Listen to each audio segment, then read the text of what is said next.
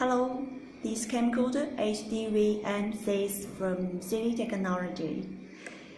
Now I would like to show you how to connect this camcorder to work as a webcam.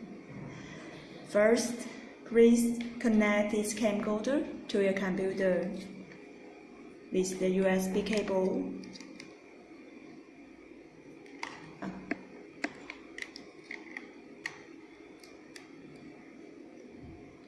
And then turn over the screen and press the photo button. Now it will turn to the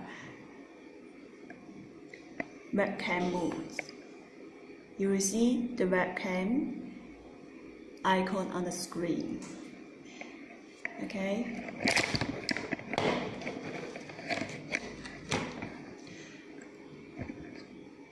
Please turn to the computer and open your webcam device. Choose the device, USB.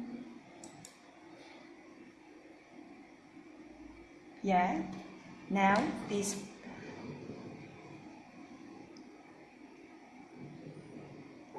camcorder will be work as a webcam.